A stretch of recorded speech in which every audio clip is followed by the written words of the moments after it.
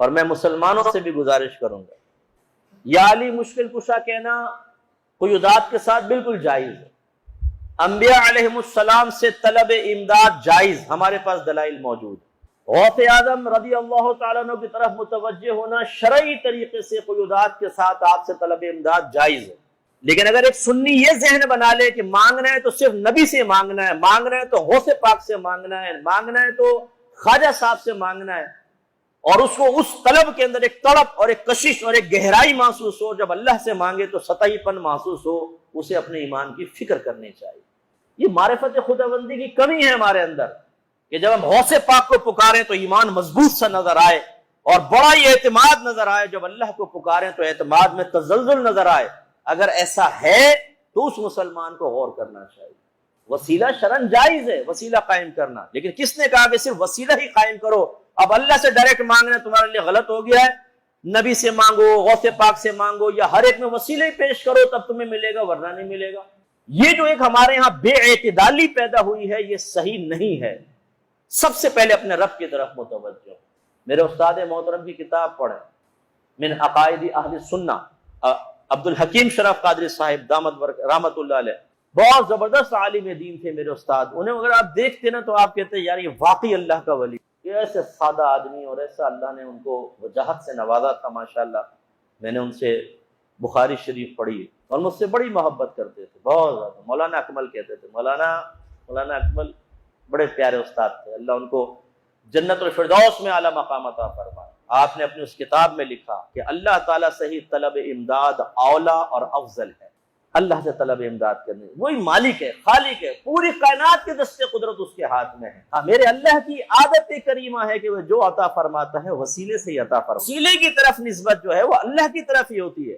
جیسے کوئی ٹرک کچل دیتا ہے، میں کہوں یار ٹرک نے آدمی کو کچل دیا، تو اس کا مطلب میں یہ نہیں کہہ رہا ہوں کہ ڈرائیور کو چھوڑ دو کیونکہ ٹرک نے کچلا ہے، ڈرائیور نے کوئی نسبت ڈرائیور کی طرف کر رہا ہوں نسبت ٹرک کی طرف کر رہا ہوں کہ یا تو ڈرائیور نہیں ہے نا بھائی، ڈرائیور ہی پکڑا جائے گا، نہ کہ ٹرک کو جلا دو اور سزا مل گئی، ڈرائیور صاحب آپ جاؤ، ٹرک نے مارا تھا کر دیا، نو۔ تو وسیلے کی طرف نسبت جو ہے وہ اللہ کی طرف ہی ہوتی ہے۔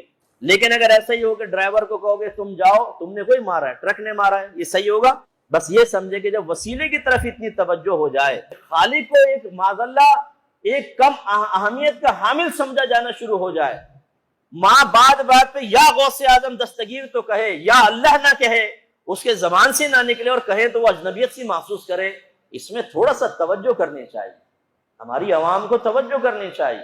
کیوں ہم اللہ تعالیٰ سے ایسے ہو گئے ہیں کہ ہمیں اللہ کا نام لیتے ہوئے اجنبیت محسوس ہوتی ہے اور غوث پاک کا نام لے تو بڑی اپنائیت اور چاشنی محسوس ہوتی ہے؟ یہ جو اشعار ہوتے ہیں یہ الگ بات ہے، یہ بھی میں وضاحت کر دوں، تم ہی سے مانگیں گے تم ہی دو گے، تمہارے ہی در سے ہی لو لگی ہے، تو اعتراض کیا جاتا ہے کیا نبی دے گا اللہ نہیں دے گا؟ بھائی یہاں حصر اضافی حقیقی نہیں ہے، حصر مینس کسی کو کسی کے ساتھ مقید کر دینا۔ میں تو آپ ہی سے سوال کروں گا تو میں نے سوال کرنے کو ان کی ذات کے ساتھ خاص کر دیا، یہ حصر کہلاتا ہے، ٹھیک ہے؟ اب اگر میرا ارادہ یہ ہو کسی اور سے نہیں کروں گا، انہی سے سوال کروں گا، اسے کہتے ہیں حصر حقیقی۔ اور بعض اوقات ہوتا ہے کہ میں اپنائیت کا اظہار کرنا چاہتا ہوں، اوروں سے بھی پوچھتا ہوں، لیکن کہوں گا میں تو آپ ہی سے کروں گا، اور ارادہ یہ نہیں ہے کہ کسی اور سے نہیں پوچھوں گا، بلکہ یہاں اپنی محبت کا، اپنے اعتماد کا یقین دلانا مقصود ہے، اسے کہیں گے حصر اضافی، کہ یہاں پر حصر یعنی دو کو ایک دوسرے کے ساتھ کنیکشن مضبوط کرنا، اس لیے نہیں ہے کہ باقی کو خارج کرنا ہے، صرف اپنائیت کا اظہار۔ تو ایسے یہ نعتوں کے اندر ہوتا ہے کہ تم ہی سے مانگیں گے تم ہی دو گے، یعنی اللہ سے نہیں مانگیں گے اور اللہ نہیں دے گا تم ہی دو گے، یہ مقصد تو کسی مسلمان کا نہیں ہو سکتا، لیکن یہ نتیجہ عوام الناس محسوس کر سکتی ہے۔ اس طرح کے شعر سن کے عوام کا یہ ذہن بن گیا ہے کہ اب دے گا تو اللہ کا ولی دے گا، دیں گے تو نبی دیں گے تو غوث پاک ہی دیں گے، اور وہ مسلسل اسی طریقے سے اپنی ہر دعا میں غوث پاک کرم فرمائیں، غوث پاک کرم فرمائیں۔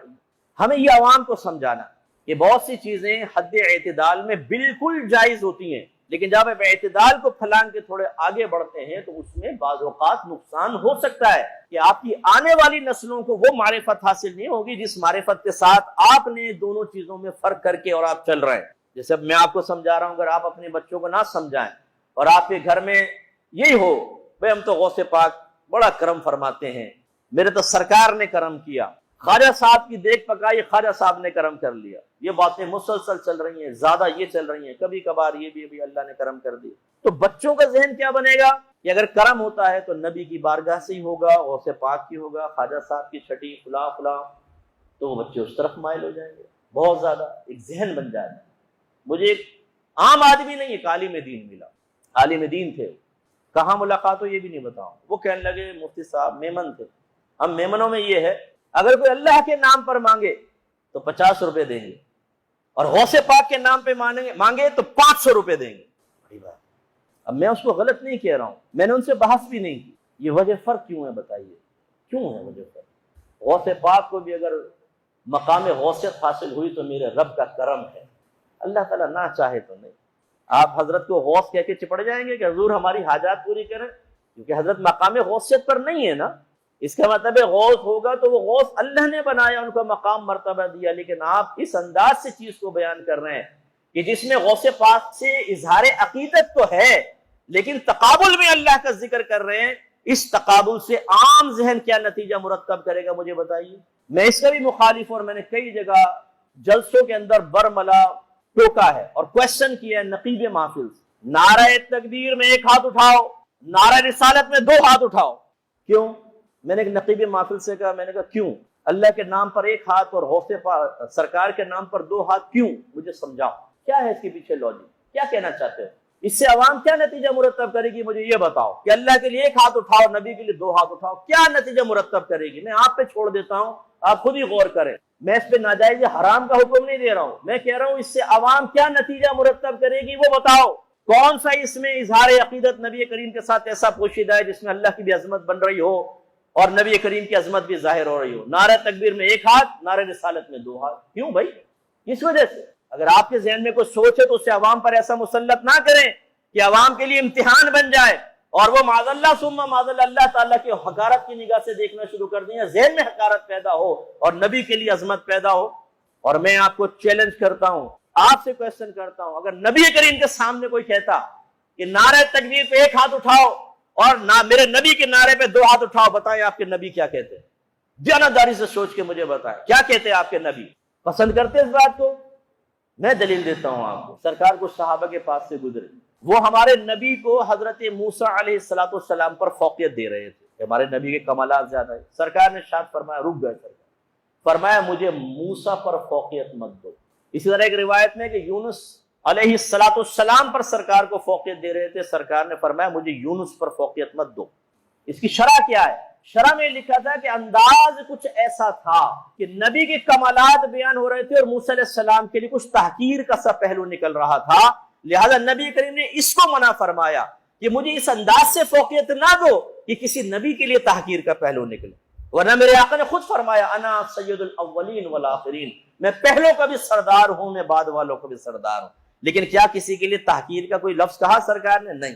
یہ سرکار نے، کیونکہ صحابہ کرام قیامت تک کے لوگوں کے لیے ایک ذریعہ ہدایت تھے، ان کا ایک ایک عمل نوٹ کیا جانا تھا، اس کو فالو کیا جانا تھا. میرے آقا نے احتیاط بتائی اس طریقے سے ذکر نہ کریں میرا کہ کسی نبی کے لیے کوئی تحقیر کا پہلو نکلے، یہ سرکار نے منع فرمایا. تو اب ایسا کوئی طرز عمل کہ جس میں اللہ کے لیے کچھ حقارت کا سا پہلو نکلے اور نبی کے لیے فوقیت کا پہلو نکلے، یہ میرا ناقص ذہن ہے. اگر میں غلطی پر ہوں اللہ مجھے معاف فرمائے کہ یہ مناسب نہیں ہے. اور یہ جو ہے ہاتھ اٹھانے والا اگر آپ کے سامنے بھی کہے، اس سے کہیں بھائی خدا کے واسطے کچھ بتاؤ، اس میں لاجک کیا پوشیدہ تھی وہ آپ بتا دیجئے، تاکہ اس لاجک کا پھر تجزیہ کیا جائے کہ بھئی واقعی اس میں ایمانی گہرائی کتنی پوشیدہ ہے.